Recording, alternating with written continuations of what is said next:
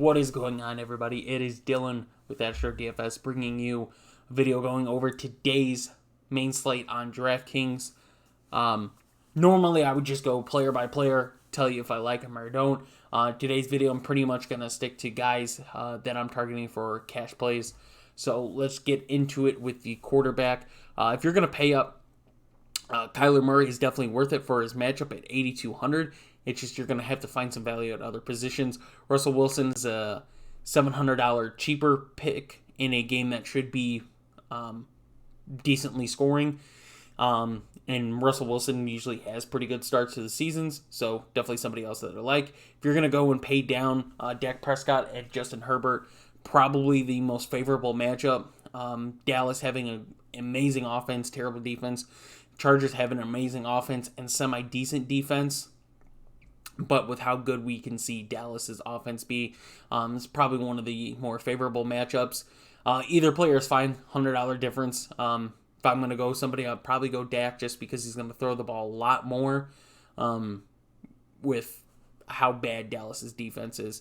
Jalen Hurst is right below him at 6,500. I think he's in a great play for the potential of him to run with San Francisco being down.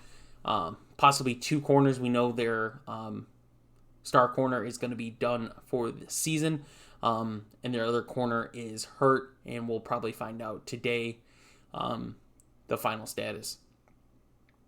Baker Mayfield, I like against Houston. It's just I don't know if he's going to throw. Jameis Winston, I'd like. 61 is not going to kill you. We just need to see how he is throwing more than 20 times in a game against Green Bay had a good defense. Carolina has a semi-decent defense, so we'll see what Jameis looks like. I just think there's better plays. If you are looking to pay down at a quarterback that has really good potential, Teddy Bridgewater's probably that guy at 5,400. Got a great matchup against Jacksonville.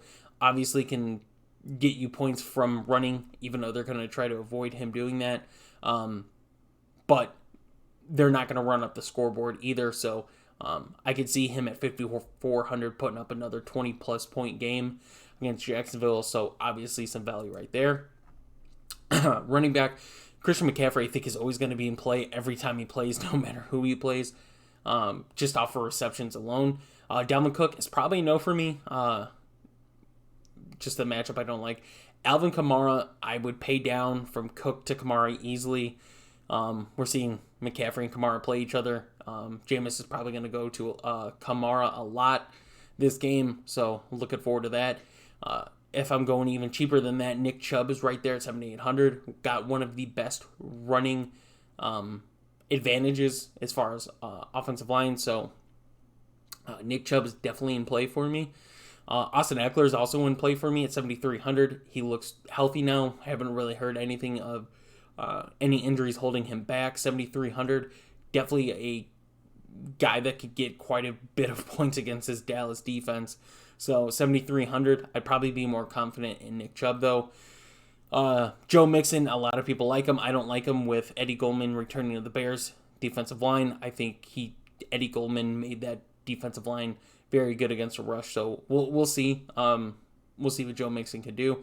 Obviously, Naji Harris is probably one of the better plays this week with the amount of volume that he got last week. He's got a good matchup in against Vegas here.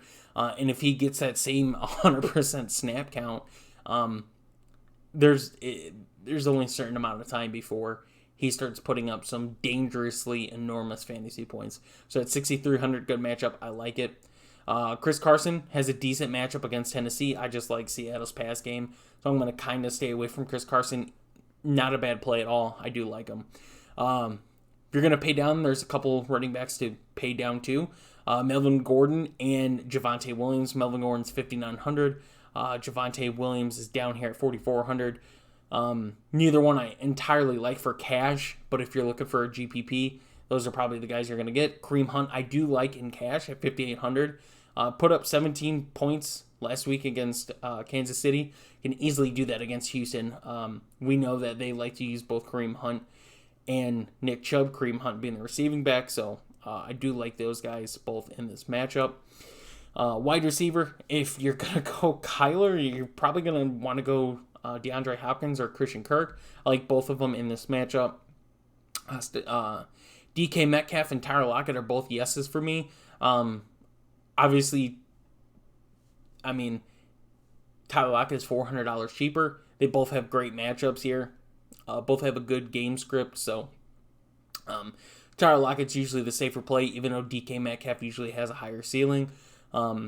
Lockett's, for me, just usually a safer play.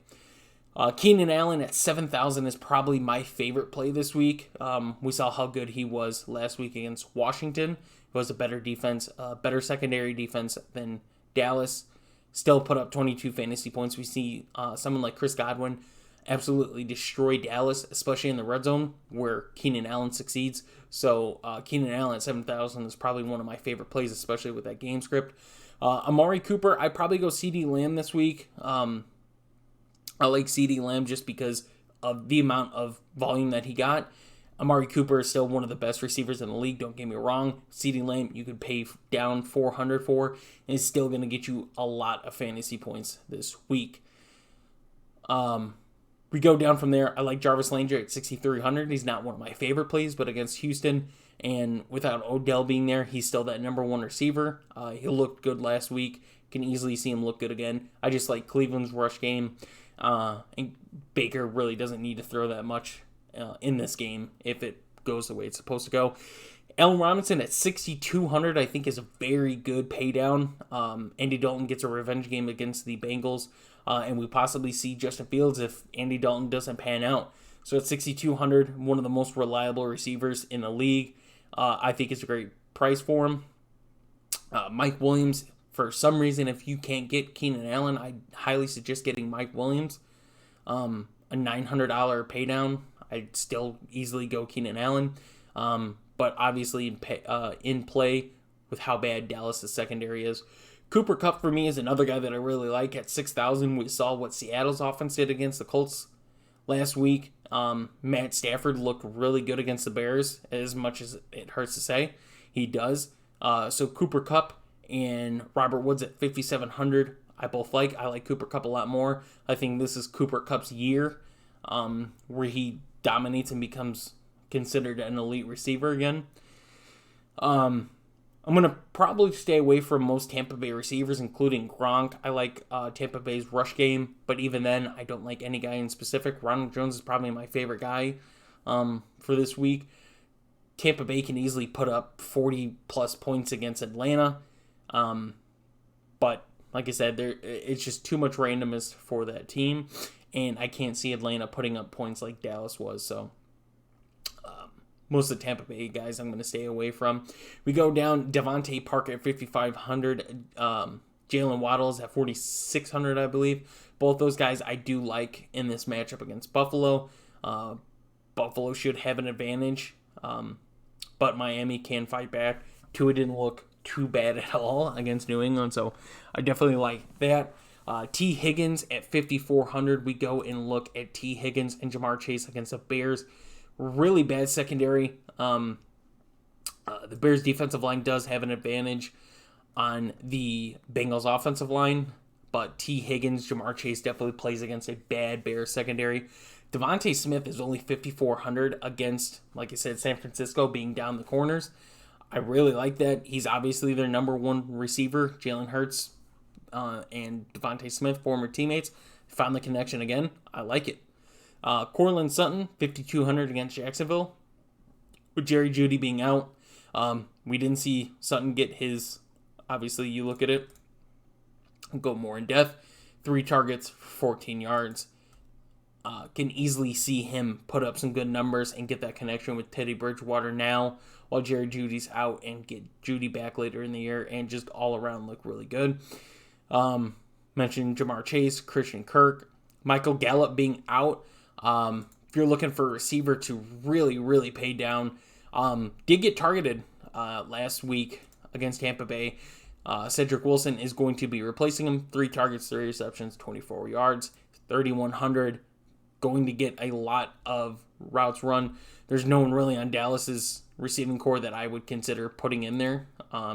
So he is that guy at 3,100. If you're going to pay down, he's probably the guy that you could scoop up at 3,100 and get some price in.